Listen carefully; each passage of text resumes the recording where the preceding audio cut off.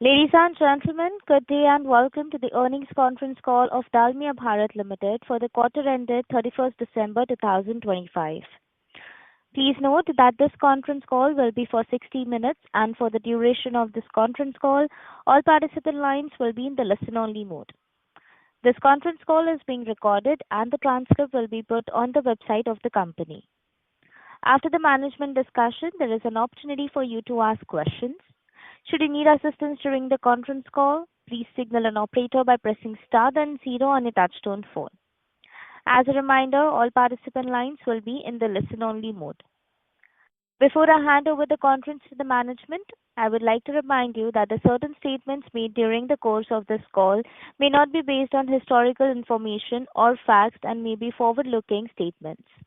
These statements are not based on expectations and projections and may involve a number of risks and uncertainties, such that the actual outcome may differ materially from those suggested by such statements. On the call, we have with us Mr. Punit Dalmia, Managing Director and CEO, Dalmia Bharat Ltd, Mr. Dharmendra Tuteja, CFO, Dalmia Bharat Ltd, Mr. Yatin Malhotra, CFO, Dalmia Bharat Ltd, and the other management of the company. I now like to hand the conference over to Mr. Prasanna Goyal, Investor Relations Lead. Thank you, and over to you. Thanks, Tuteja. Good evening, everyone. Thank you for joining us today on the Q3 FY2026 quarterly earnings call of Dalmia Bharat Ltd. We published our results and investor presentation a couple of hours back, and I hope you had a chance to go through it. We have the Dalmia management here with us today to answer your questions. I will now request Mr. Punit Dalmia for his opening comments. Thank you. Thank you, Prasanna. Good afternoon, everyone. Before I begin, I would like to wish everyone a warm and prosperous New Year. I will first begin with my thoughts on the general Indian economy. The Indian economy has demonstrated strong resilience despite the geopolitical headwinds and registered a GDP growth of 8.2% in Q2. The Reserve Bank of India is projecting India's GDP growth at 7.3% in the current fiscal. We have become the fourth largest economy in the world and will continue to hold our pole position as the fastest growing major economy. I am personally very excited about the India growth story, and we take pride in being an integral part of it. Cement sector. Talking about cement, continued government investments in infrastructure and capacity building is expected to support cement demand over the medium to long term. This is also encouraging us to step up our investments in the cement sector as we work towards our strategic goal of becoming a pan-India player. In the current environment, we have started witnessing improved demand traction with the end of monsoon and the festivities. According to estimates, cement demand during quarter 3 grew at about 7 to 8% on a YOY basis, and I believe this momentum will continue in quarter 4 as well. At this pace, FY26 will witness a growth of about 6% YOY on a full year basis. Moving to prices, we saw healthy increases at the beginning of FY26. GST reduction in September was a key milestone for the Indian cement industry, and benefits were duly passed on to the consumers. Q3 saw softening of prices beyond GST cuts, especially in our key operating regions of East and South. Though Q4 has started with some improvement, we will see how prices pan out in the coming months. As I mentioned earlier, pricing in the short term is difficult to predict due to the various market dynamics. However, I remain optimistic that prices should be supportive going forward in the mid to long term. I would now want to spend some time on Dalmia's operating performance in Q3. Generating shareholder value by delivering profitable growth remains our topmost priority. We are focused on driving it through sustained improvement in revenue and deepening our cost leadership. In quarter 3, we delivered a robust volume growth of 10% versus last year. This growth was driven by focused efforts of our sales team to deliver superior value proposition to our customers supported by improved demand traction. We have been making consistent efforts to deepen our channel engagement. We recently hosted our annual dealer conferences, and we have received very promising feedback from dealers. This is an encouraging sign, and it reinforces our belief that we are on the right track. Regarding cost, we remain steady on our path to deliver cost takeout target of 150 to 200 rupees per ton that we spoke a few quarters back. We have made meaningful progress in our journey by delivering efficiencies across the value chain, and there are more initiatives in the pipeline. I believe that this focus on cost will keep us in good stead to maintain our position as one of the lowest cost cement producers in India. Now let me talk about our expansion plans. I'm happy to share that we have started commercial production from the new clinker line at Umrangshu in Assam with a capacity of 3.6 million tons of clinker per annum. The 2.4 million ton per annum grinding capacity in Langa was already commissioned in Q4 last year. This makes us fully clinker back to serve a total of 8 million ton cement capacity in the region. Northeast as a region has been very promising in terms of demand growth and offers one of the best profitability among the regions. Our focus now is to ramp up this capacity quickly. Our Belgaum Pune expansion as well as the Kadapa expansion are progressing as per schedule. We have placed all the major orders. Civil work in Belgaum is also in full swing. These projects will take our capacity to 61.5 million tons. As informed earlier, we are on the path to expand our presence in new regions and reach a capacity of around 75 million tons by financial year 28. We are developing the Jaisalmer project and are likely to firm up our decision in the next few months. In parallel, we are working on various other projects in preparation to reach our stated long-term ambition of 110 to 130 million tons by 2031. To conclude, I must say that I believe we are making very positive strides in our journey. Amidst promising times when prospects of long-term demand remain strong, industry consolidation is accelerating, and the potential for margin expansion is significant. I'm confident that as a company, we are well positioned to capture the tremendous opportunity that lie before us. Thank you, and over to you, Dharmender, for the financial updates. Thank you, Puneetji. Let me give an overview of our financial performance. As Puneetji mentioned, our performance for the quarter was continued to be guided by profitable growth. During the quarter, we witnessed a sales volume growth of 9.5% YOY to 7.3 million tons. Our trade share stood at 62%, while premium product share was at 23% during the quarter. Revenue for the quarter improved by 10% on a YOY basis. While prices were marginally higher on a YOY basis, it corrected in our core markets sequentially. This led to an NSR drop of about 4% on a QOQ basis. As called out last quarter, with the change in GST regime, our incentive run rate has also come down. During Q3, we have accrued incentives of rupees 91 crore. This figure includes certain incentives amounting to rupees 37 crores pertaining to earlier years and rupees 9 crores for H1 of FY2026. During the quarter, our receipt of incentives was rupees 121 crores, with which our total outstanding incentive declined to rupees 776 crores. As mentioned last time, we expect the incentive run rate to be around rupees 200 crores next year. Coming to the cost line items, our raw material cost per ton of production increased only by 2% YOY to rupees 780 per ton, despite the additional levy of tax on minerals in Tamil Nadu. Further, our power and fuel cost per ton of production increased by just 1% YOY to rupees 1,019 per ton, despite the cost headwinds. During the quarter, we have achieved RE share of 48% on consumption basis. Power cost efficiencies will continue to improve with the rising share of renewable energy in our consumption mix. We have commissioned 23 megawatt of RE capacity this quarter.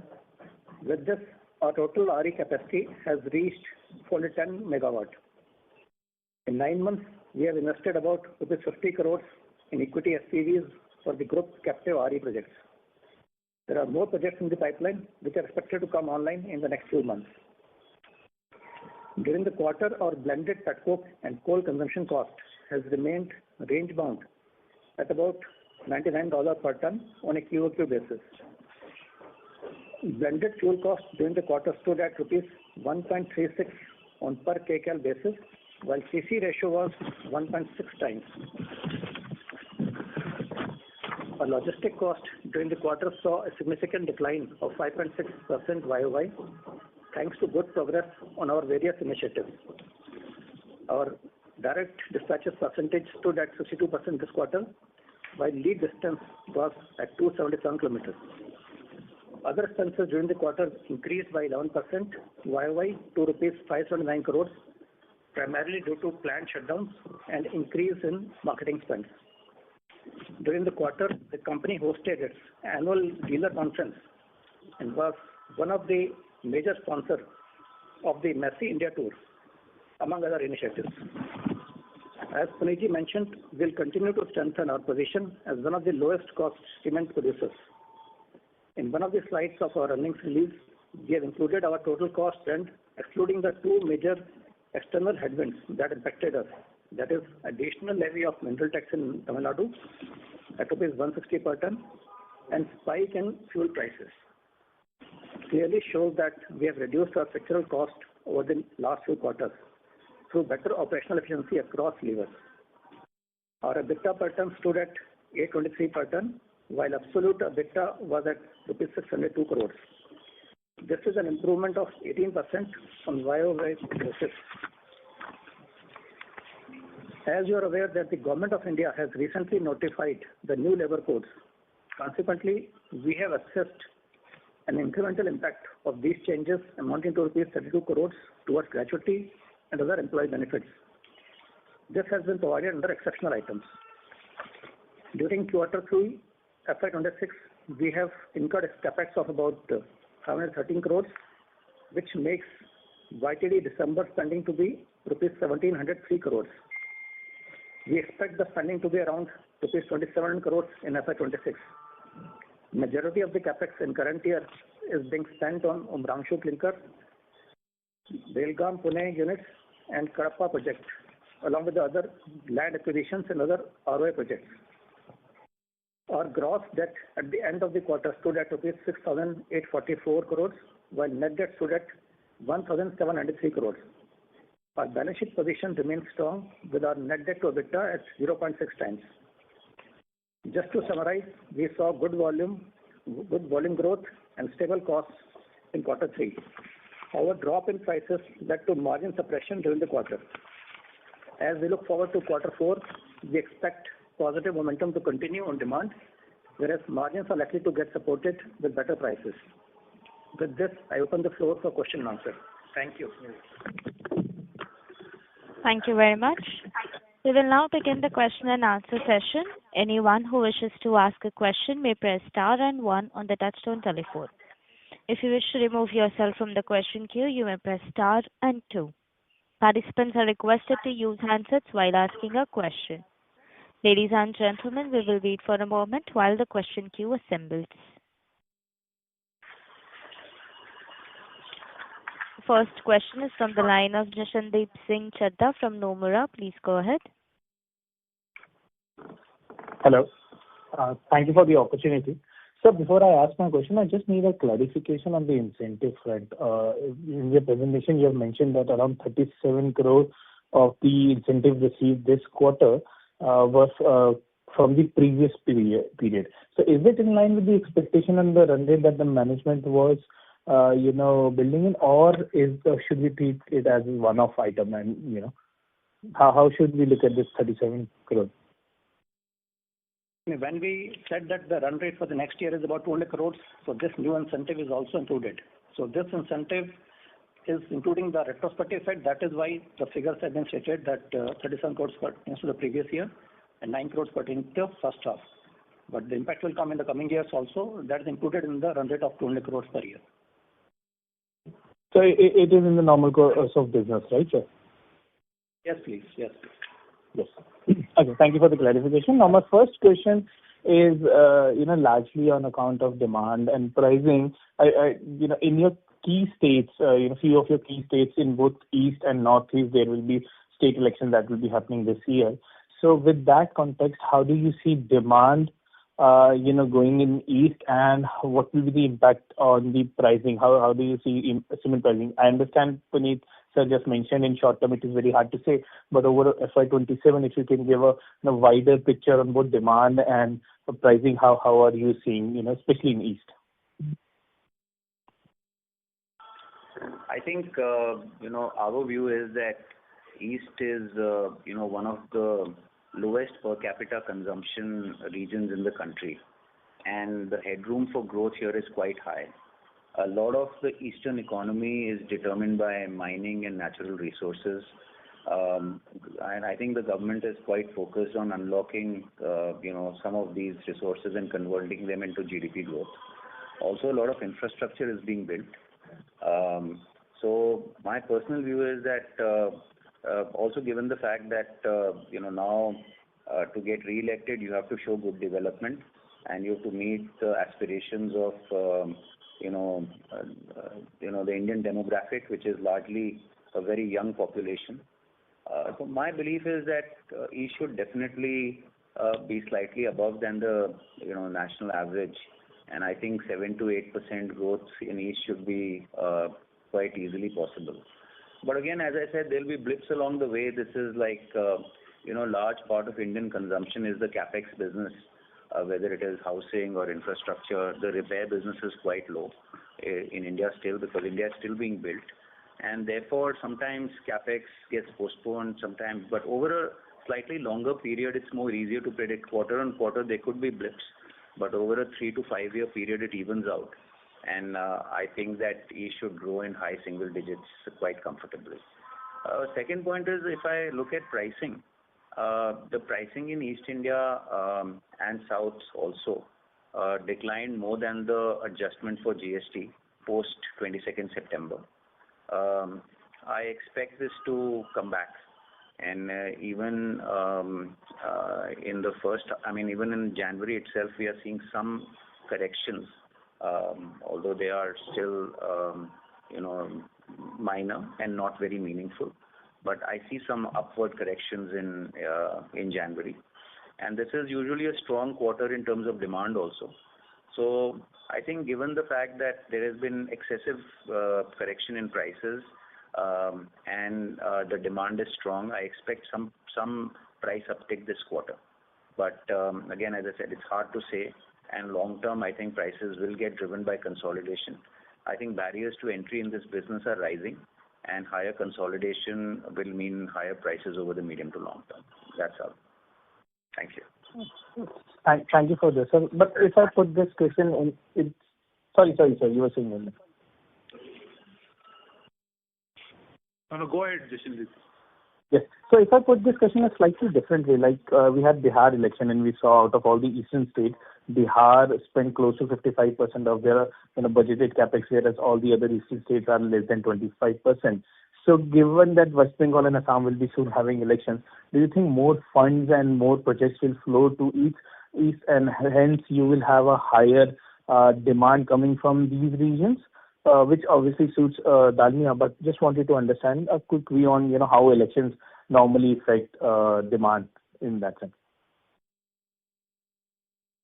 Jashandeep, I think, if you were to look at quarter three, Yatin here, if you look at quarter three, we have seen revival across markets on demand in East. So if you were to, see 4 quarters prior and the trend line, I think the trend line has started to move up in quarter three. Elections would have an impact. We would right now not sit in judgment and anticipate which way it will go. But if you were to look at collective East, I think Bihar is now through the election cycle. We expect spending to come back. In other markets also, I think the spending is a little overdue. So we are hopeful it will come back.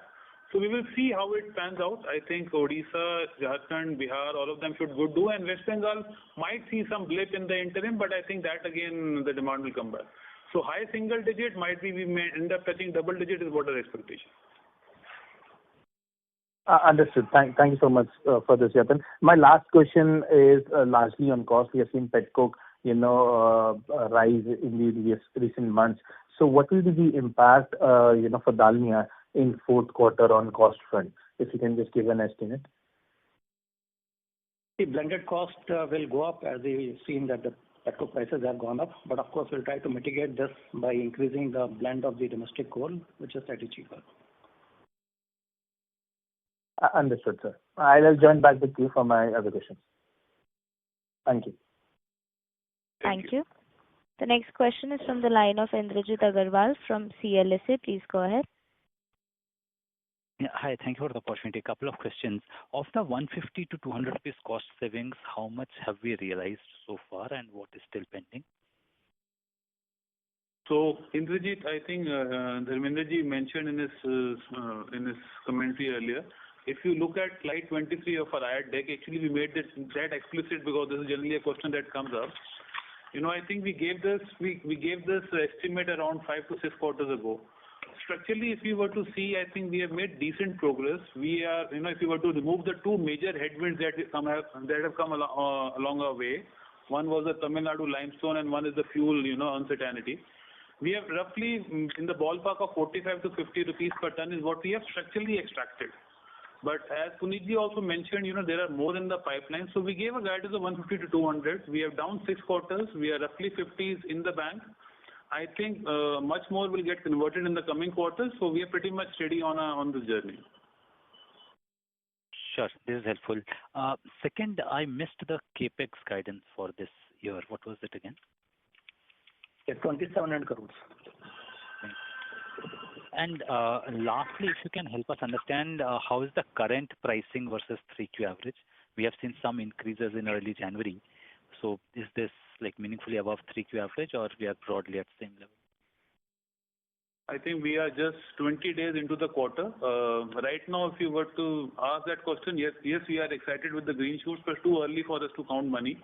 Early signs are good. Let us see how it pans out. As we have said, we are not in the business of predicting very immediate short term on prices. So let's see how it pans out. Sure. Thank you so much. That's all from my side. Thank you. The next question is from the line of Amit Murarka from Axis Capital. Please go ahead. Yeah, hi, good evening. Thanks for the opportunity. So, my first question is on capex. So, while this year you have essentially been able to control the capex from an initial guidance of 4,000 crores you had given earlier in the year, does it mean that next year now the capex will be far higher with this reduction in 26? And if you could talk a bit more about the journey on capex in 27 and 28. So next year also we expect the capex to be around 4,000 crores, and for the next 2 years, I think the capex could be in the range of 8 to 9,000 crores. So basically 4 and 5 in that. Yeah, Amit, actually, if you dial back to what Punitji mentioned, we are working on other projects. There might be some more announcements coming around the way. Based on the current projects that we are running, we would be hitting in the vicinity of 2.5, 3 on an average annual, might be on the little above 3. And as we announce more projects, I think we'll have more clarity. We are a few months away from that announcement, so I think we can park that question for a while. Once we come with the full roadmap of 75, because the next thing is due, as Punitji mentioned, I think we'll give more clarity. So as of now, if you were to look at the current projects and capex that we are doing, ballpark of roughly 3 per annum, and as more happens, we'll announce that. Sure, understood. Is that and yeah, and just a second question on realization. So again, last year in Q1, we had mentioned that we are pursuing profitable growth, but we have essentially seen realization actually drop almost 9% for you between Q1 to Q3, which is actually higher than the industry pricing decline. So wanted to understand, is there been a change in approach or we are still following the profitable growth strategy? No, so you're saying Q1 to Q3? Yeah, so those 2 quarters, essentially both quarters have seen like roughly 4.5% fall, which at least what I understand is a bit higher than the decline seen in the market. No, so I'll try to answer your question in points. Number one, discounting and selling is definitely not a strategy on the table. I think when we say profitable growth, we deeply believe in this concept. Point number two, whatever drop in realization you're looking at a blended level is by and large a mix of the markets where we operate. As you are aware, East and South have seen the most significant drops in terms of the prices industry-wide. So if you were to benchmark us versus the peers, I don't think you will see our fall steeper. If anything, we would have improved something on price positioning. So rest assured that the NSR drop is not, an outlier to the industry. It would be one shade better only. And discounting is not on the table as a strategy to sell. And the profitable growth remains our objective. Sure. And if I could just squeeze in one last question. So we have seen generally a very strong pickup in demand from December onwards largely. So in that context, what would you kind of pin your volume guidance, if you can give any, for FY27? We generally don't guide the market on volumes, but we remain hopeful that we will be able to do better than the industry. And this is what we are endeavoring to do. Okay, sure. That's all from me. Thank you. Thank you. The next question is from the line of Navin Sahadeo from ICICI Securities. Please go ahead. Yeah, thank you for the opportunity. So my first question was on the total capacity plan, which in your opening comments you said 75 million ton target remains for FY28. And you also said that plans for Jaisalmer will firm up in next few months. Now, I'm referring back to your comments in the previous quarters, wherein we had alluded that if the JP Associates transaction does not come through, we could actually see the commencement of breaking ground in Jaisalmer by April. So how are we positioned to start Jaisalmer project by April, or are we awaiting any incentive related clarity or some approvals, may I say, from the government before we kickstart the Jaisalmer project? How should one look at it? So I think one should look at it with quite a bit of optimism. As Punitji mentioned, we participated in the process. The process was out and open. The COC has made a decision. As we had said a couple of quarters back, that if this doesn't happen, we look at other options. We are now actively pursuing JP project detailing. Jaisalmer project detailing, my mistake. The detailing of the project would entail at least 15-20 critical points before we come and announce a date or a month. So just bear with us. As we said, in a few months we'll be back and we'll be informing you in terms of all the steps. But rest assured that every single element that goes into creating the project is happening and is well on track. Helpful. My second question was on pricing. Punitji's initial comment this time appeared a little cautious than what it was in the past couple of quarters, more so after Q1 when South prices had really recovered. We were expecting prices to hold up with benefits of consolidation in South, but Q3 of course saw a much sharper dip. So is it fair to assume that competitive intensity has again got elevated, and that's why the near-term caution, even though long-term optimism prevails? Look, the all India capacity utilization of the sector is around 70%. So I think we will see, and there is reasonable capacity expansion in the pipeline. Our belief is that capacity growth will be around 5-6% per annum. And demand growth, we think maybe 7%, 8% per annum. So really we don't expect material increase in capacity utilization of the sector over the next few years. Of course, there are regional differences. This is the national average. I believe that the overcapacity in this sector is here to stay, at least for the next foreseeable future. So what happens is that when new capacity gets commissioned, at that time, there is a volatility in prices. But I think new projects are viable and acquisitions are viable at the price at which, recent transactions have happened, at EBITDAs which is much above the current level. So I believe that there is, assuming rational behavior in the sector, my personal view is that, pricing is going to move up over the medium term.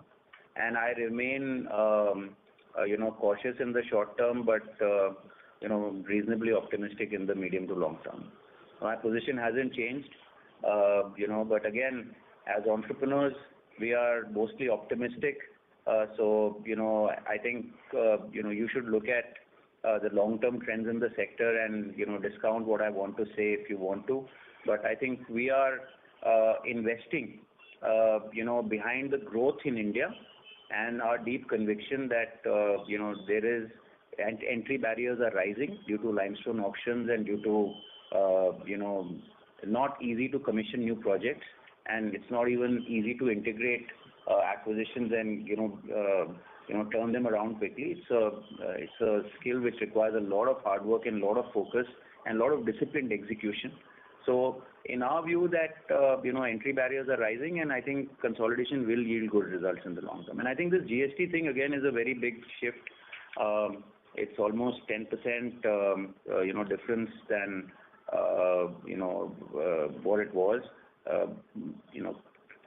Consumers are used to paying a higher price and than what the spot prices are.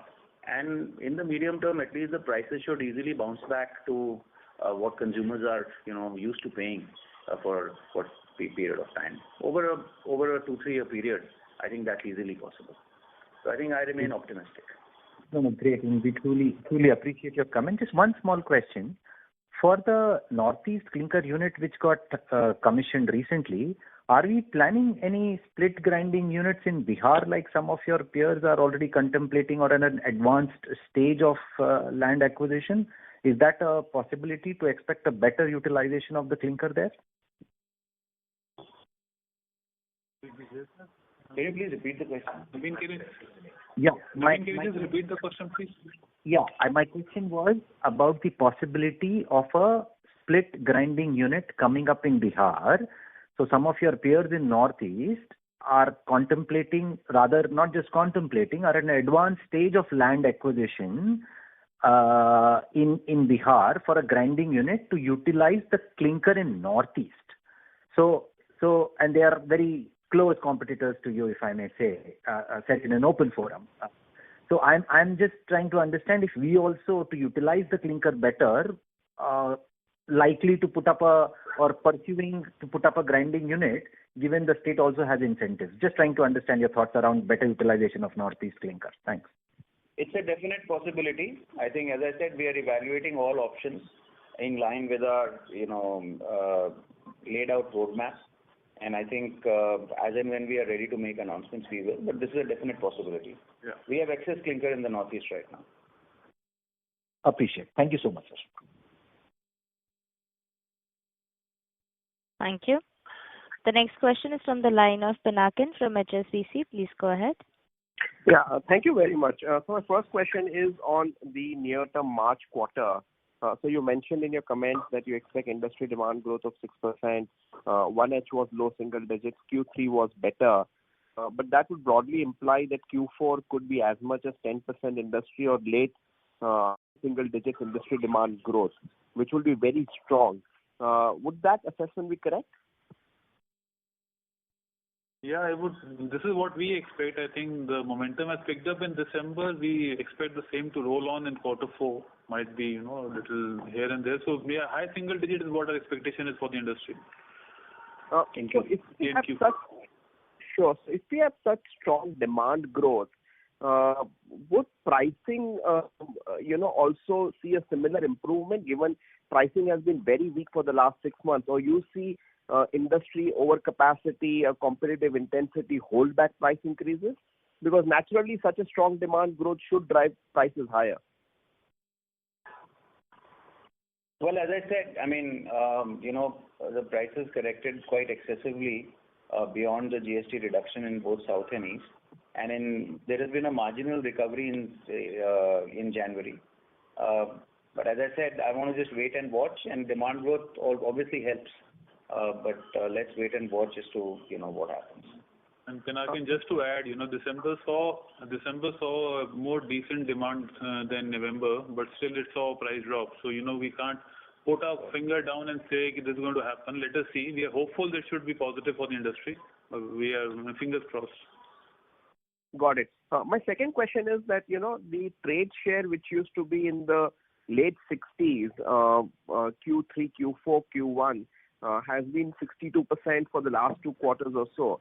So is this the new normal we should work with as newer capacities come on stream for Dalmia, or will the trade share go up back to the late 60s?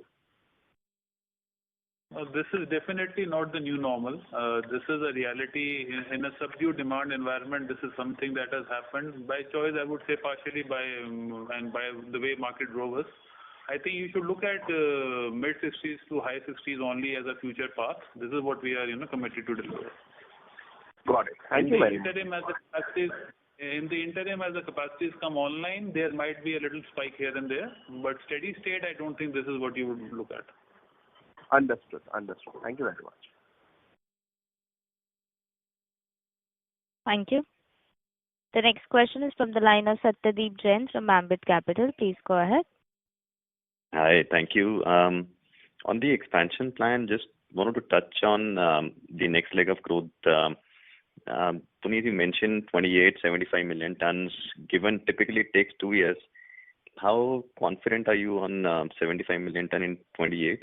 And with Jaisalmer, just wanted to check what's the status on land acquisition, EC. We're hearing reports of some delays in general because of Great Indian Bustard, GIB. So just wanted to see your preparedness specifically in Jaisalmer and as you look at FY28. And also tied to that would be Navalgarh, that this was awarded 4 years ago to all the bidders and the premiums were very high. So given we understand there's a timeline of 3 plus 1 years, and if you don't commence production... Sorry to interrupt, Mr. Satyadeep Jain. May we request you to please hold up for a second? Ladies and gentlemen, please stay connected while we check the connection for management.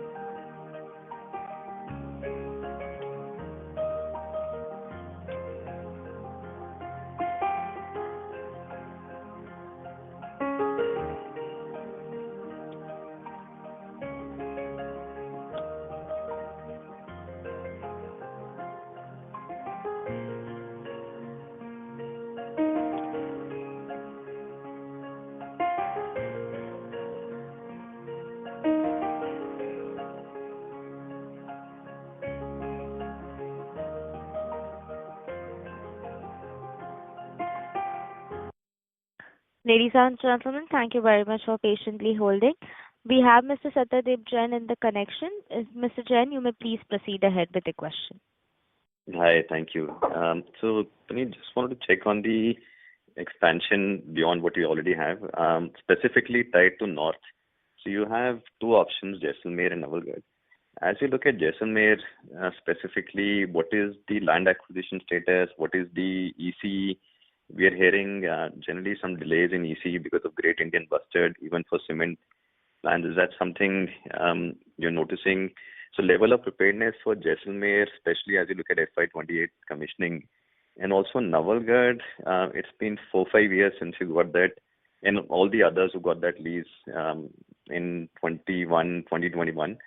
And typically, as we understand that after the award of mining lease, typically there is 3 plus 1 years, and if nobody commences production within that time frame, the lease is given back. So what is the status on the optionalities you have both in Jaisalmer and Navalgarh? This one. I think on Jaisalmer, things are going as per plan. We expect a large part of the land acquisition for grinding units, etc., is already done. And in that area, it is not very difficult to acquire land. Some part of it is government land also. So I personally think that we are on schedule in terms of developing that project. So in terms of Navalgarh, I think our priority is Jaisalmer right now, because from a return perspective, we think that this will offer better returns, and therefore we are more focused on this at the moment. Anything on GIB related delays are you witnessing in EC? Sorry, what delays? The Great Indian Bustard related delays there in Jaisalmer? I haven't heard anything about it so far. But... Okay. And secondly, on this, in the notes to account, you mentioned for the ED investigation for Kadapa, the back and forth, obviously you gave your reply, and then after December, there is a reply from ED. Maybe can you give us some idea what's happening in terms of what ED reply has been? Is it possible to give some update? I don't think it will be fair for us to be very exact with that update. I think we are pursuing it through the right channel, and we are optimistic about for a good outcome in near future. But let us wait, and we will keep you posted on the developments on that. Okay. Thank you so much. Thank you. The next question is from the line of Shravan Shah from Dolat Capital. Please go ahead. Hi, sir. Sir, is it possible to share both the Kadapa and Belgaum in terms of the capex? So roughly 6,800 crore was the announced capex. So how much till now we would have spent on that? We would not want to share project-wise capex details. I think you just need to look at the larger picture. As we said, the projects are on track. We are pretty much on track to deliver them on the target commissioning date. And detailed project by project capex is not what we would want to divulge into the call. Okay. And previously, a participant have tried to understand in terms of the 75 million ton. Still, I'm again trying to understand in further more detail. So if you can specify in terms of timeline, because it is becoming a very difficult to kind of digest that we can reach to 75 million ton. Actually, we need a kind of a 13 odd million ton. So we have to start spending now. So that's what when Puneet sir said that we will be announcing in couple of months. So want to understand a couple of months. Does that mean by March we will be announcing, or it could be by June? Even if by March also, how are we kind of confident that we can reach to a 75 million ton? So, Shravan, a few points. Point number one, yes, Puneet ji mentioned today also, we are targeting to be around 75 by FY28. Now, Jaisalmer could be an opportunity in the vicinity of 7 to 8 million tons. We will see how we detail it out, and this could very well take us to in the range of 70, because we are looking at 61.5 any which way with the current expansion announced. Then we just spoke about Northeast extra clinker that we have, and we might end up setting up a grinding facility. Even if we do something in March, April announcement, and we also mentioned that not that the work is waiting announcement. We are anyhow working on all the levers to set up the project. Even if we do that announcement in the next 2-3 months, we will still have 24 clear months to have the project up and running. So we are pretty hopeful that FY28 is a milestone. Around 75 million ton is a milestone. Give or take a month here and there actually doesn't matter in this long journey. But just wait for a few more months, and we will be giving more clarity on this topic. And then given further to, if I extend it, still we are kind of maintaining 130 million ton by FY31. So another 35 odd million ton post this. So does that mean that now onwards we would be kind of every year keep on announcing, and then in terms of the capex, how are we on a yearly run rate basis can look at, and in terms of net debt EBITDA, what's the level that we should not be? So because everything is kind of a link. So if that's the plan, then in terms of the volume growth also we should be looking kind of a 15% plus kind of a CAGR. So but that's not the way we are kind of a portraying. We are still kind of a shying away in terms of clearly, confidently talking kind of that kind of a number, 15% kind of a growth, because till now also our utilization is low, and the way we are keep on or pursuing to add the significant capacities. So, Chairman, I think we have mixed up a lot of points. Number one, let's talk about, we are not shying away from anything. We delivered a 10% growth quarter, the one that we just closed. We are very optimistic about, beating the industry in terms of growth in the coming quarters and years. So that is point number one. Point number two, to your question that should you expect a lot of announcements to come your way? Definitely you should expect a lot of announcements, because if we have to cover a journey of doubling our capacity in 5 years, definitely we have to do that. To your point of too much capex on the annual, yes. But, if you were to just take this is a typical thing that I've been saying to my friends, even in the investor community. Even in a bad year, we generate 3,000 to 4,000 crores of cash, which is equivalent to setting up a 6 to 7 million ton capacity in a year. So if you were to just add up numbers, and if you were not to factor any incremental, growth or any incremental margin addition, we are still steady in terms of our leverages to fund our growth journey for the next 5 years. So I don't think that is a topic that would worry us too much. And we have stated our capital allocation policy. We have stated our clear goal that, we want to stay within 2 in terms of net debt to EBITDA. We are 0.6. I think we'll be comfortably reaching home. So that is not a concern. Yeah. Lastly, sir, is it possible that in January we said that some price hike is there?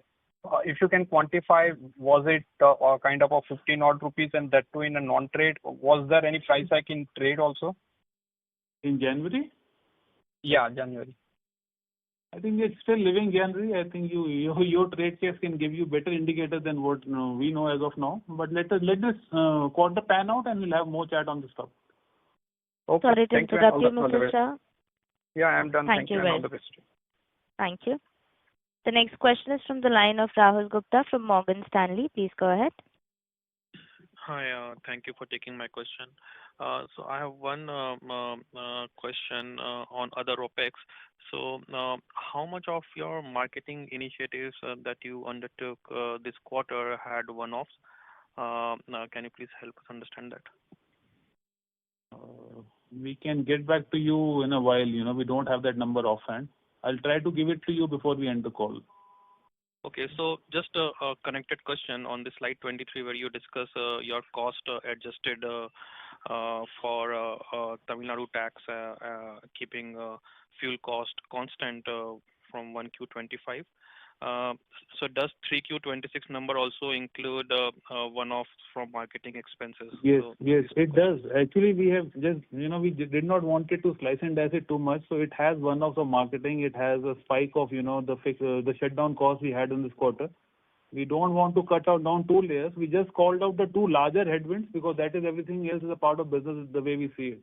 So if you were to ask me structurally, I think we look at a larger number than what is coming in front of you, and hence when we say that more initiatives are in pipeline, that is the reason that we say that. So just want to understand that the cost savings that you have got is 50 rupees or more than that, because a part of marketing expenses is already included in that. So maybe your savings are better than 50 rupees, right? Yeah, that is what we are trying to mention. Okay, great. Thank you. Thank you. Ladies and gentlemen, in order to ensure that the management is able to... Sorry, just to answer that question, roughly 20 to 23 crores of extra marketing spend has been incurred this quarter if you were to, take that number. Thank you. Participants are requested to please limit your questions to one per participant. The next question is from the line of Prateek Kumar from Jefferies. Please go ahead.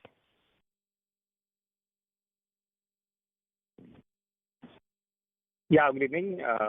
My couple of questions. Firstly, your employee cost on an annualized basis has remained hardly moved in past 2 years, from 24 to 26.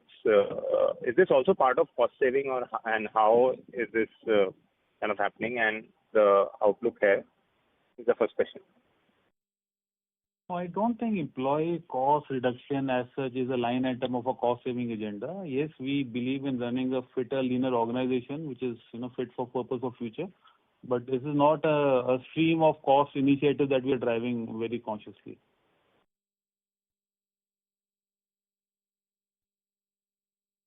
Hello? Sure. So basically, but your employee cost in 2 years have grown only 2% each. So you have seen a reduction in employees during this period, or what? So as I said, we are getting into a mode where we have a fitter organization for future. I am saying that cost reduction through employee cost is not a stated objective that we are trying to chase. It's a byproduct of all the other efficiencies that we are building in the system. Right. Sure. My other question is on JP assets. As far as it's public information, it has been sort of given out by NCLT to the other group, other industrial group. Why are we sort of still chasing it and still talking about it? I'm a bit confused on the thing. We did not talk about it. Sorry to interrupt, Mr. Kumar. May we request you to please rejoin the queue? We have participants waiting for the turn. Thank you. The next question is from the line of Kunal Shah from DAM Capital. Please go ahead. Yeah, hi, sir. Just one question. Now, for a large part of the year, the government capex momentum was on the softer side, and now we are seeing a demand rebound in December and Jan. Now, could you just provide some color here on the profile, whether we are seeing pickup of central capex or state capex or more IHB-led rural demand? So just wanted to understand the sustainability of recovery as we speak.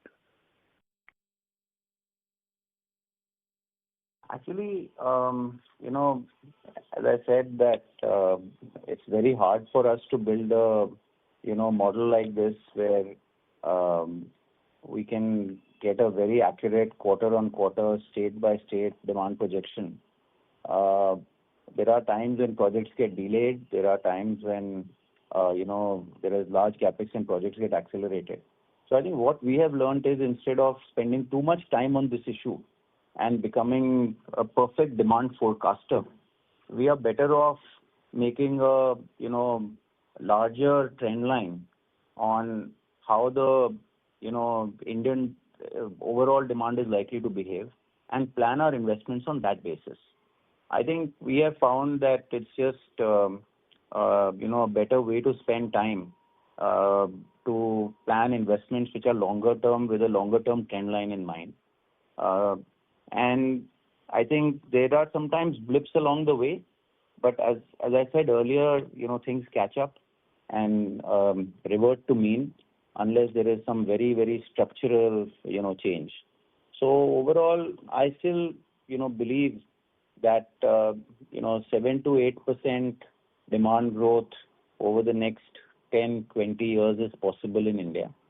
And that is the core drivers remain intact, which is infrastructure, which is housing, which is commercial urbanization, and also, the revival of manufacturing and private capex in India. These four drivers structurally, I think, will remain intact. We don't see any reason why. We don't see any reason quarter on quarter to change our view on this, and we also don't see any reason to change our investment strategy unless something fundamentally changes. So I think it's hard for me. I know I cannot give you an answer to a question which we just don't look at it quarter on quarter. And frankly, we don't even know. So I think it's hard for me to give you an answer to this question. And frankly, maybe you guys are better qualified to answer this based on the data that you see. But we don't plan our investment strategy also. So if demand growth becomes negative, our investment strategy won't change. If demand growth suddenly becomes 13-14% in one quarter, our investment strategy won't change. But yes, we are ready in the market, our distribution, our sales infrastructure, all that is planned based on the capacity that we put in. So I think I can't give you a better answer than this, that we look at medium to long term for this. Thank you. Understood. This is extremely helpful. Sir, just one small follow-up here. Just to put this the other way around, are we seeing any pickup, let's say, in terms of tendering activity or inquiries, especially on the non-trade side or the infra projects? I mean, if you could just help with that. Thank you. Yeah, certainly. I mean, I think we are seeing a lot of, large capexes. There are metros being built almost in, 9 or 10 cities in India where we are participating. Large capex happening there. In Northeast, a lot of bridges are being built. Hydropower projects are in the anvil.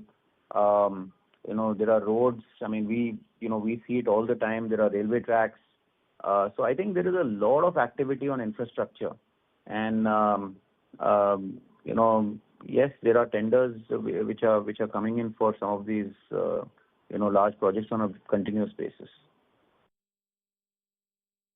Sorry to interrupt, Mr. Shah. May we request you to please rejoin the queue, sir? We have participants waiting. You can actually I'll just take 30 seconds more. You can actually see in our investor deck, we have put down some projects where Dalmia has been supplier to some infrastructure projects. There are pictures and there is location of those projects also. Thank you. Thank you. The next question is from the line of Ashish Jain from Macquarie, India. Please go ahead. Hi, Puneet. Good evening. So, Puneet, I had just one question. Earlier on the call, I'm sorry to interrupt you, Mr. Jain. Your voice is not audible, sir. Is this better now? Yeah, it's better. Yes. It's better. Go ahead. We can hear you. Yeah. So, Puneet, earlier on the call, you made a point that capacity addition remains quite decent in the sector, and utilization may not improve materially, for the industry on an overall basis. Right. So, in that backdrop, how should we think about the margin profile of the industry? Is it like remaining in a range, and most of the expansion will be driven by cost efficiencies and all, or there's a strong case for a sustained price hike for the industry from, let's say, the next 3, 4, 5-year point of view? And if yes, then what kind of drives that confidence? Because organic expansion also remains quite steep in the sector, irrespective of how much consolidation we see in the space. I think, our belief is that if you look at the ROC of most of the companies, it is, not in line with what we see globally in consolidated markets. I also think that, when new capacity comes in, there is a, quest for market share at times. And all industries go through this phase of sometimes people prioritize market share over margins, and sometimes people prioritize margins over market share. So I think all industries go through this cyclicality in terms of, what is priority at what point in time. My belief is that, with a 7 to 8% demand growth, I think to keep up the earnings profiles, cost reduction can happen maybe 3-4%, but beyond a level, cost has a finite limit to below which you cannot go. And ultimately, I think prices should get a strong uptick. If I look at a long-term CAGR in this sector of prices, in the last 10 years, it has been quite dismal. So last 10-year price CAGR is like very low single digit. And I think it begs the question that whether consolidation has actually driven prices up and whether it has given returns or not in terms of prices. I feel that, if I look in the rearview mirror, it doesn't give too much confidence that consolidation will give a price uptick. But given the fact that entry barriers are rising and cost of, setting up capacity or acquiring new capacity is fairly rich. I personally think to earn, risk-adjusted hurdle rates of return, I expect prices should go up in the medium to long term. But how soon, how up, how much up is hard for me to predict. But I think it's a conviction that I have given what we've seen in different industries, different geographies within India as well as outside India. But again, it's a view that we hold. The future will only tell whether we are right or wrong. But we are basing our investment strategy based on this assumption. But we are not going to hang all our boots on price increase. We are going to make sure that we work hard on figuring out right markets in which we want market share. We are going to figure out how to remain efficient. We are going to, make sure that our capital allocation is disciplined and we remain within the leverage conditions that we have outlined. So we will grow with a very strong balance sheet and with a very efficient cost structure. So yes, price is a bonus, but it is not something that we are dependent on for meeting, the returns that we are targeting internally. Right. So Puneet, sorry, if I can just have a follow-up on that. Like the way, my only concern is the cash flows in this sector are so strong that it's very difficult to believe that, the capacity aspiration of companies will not be there tomorrow or day after tomorrow. So are you seeing any change in terms of how, managements are operating? Because ROE really is not something, companies talk about that often in this sector particularly.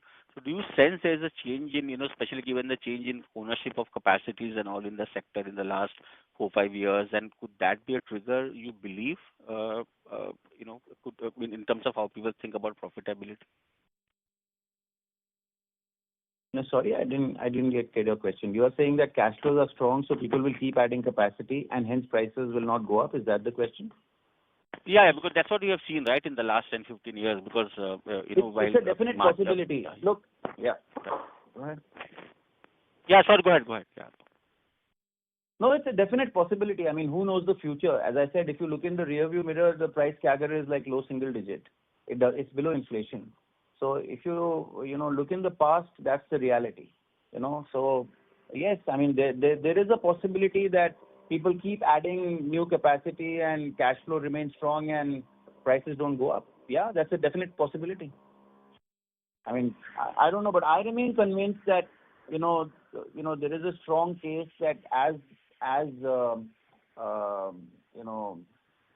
consolidation happens even more, because it is hard to execute. It's a boring business. A lot of people in the next generation want to are more attracted to different sectors which offer amazing opportunities in India. And I think this business requires disciplined execution. It's boring. It requires hard work on the ground. And I don't know. I mean, how many people can institutionalize managing scale at these levels? So over a long period of time, more consolidation will happen, driven by multiple factors: portfolio choices, succession, etc. And I think as more consolidation happens, in my view, prices should go up. I think with that, we'll have to end the call. Thank you. Ladies and gentlemen, that was the last question for today. I would now like to hand the conference over to Mr. Puneet Dalmia for closing comments. Well, once again, I wish all of you a very happy 2026. And thank you for your interest in our company, and thank you for all your incisive questions. We look forward to continuing our interactions in the quarters ahead. Thank you very much. Have a great day. Thank you. On behalf of Dalmia Bharat Ltd, that concludes this conference. Thank you for joining us, and you may now disconnect your lines.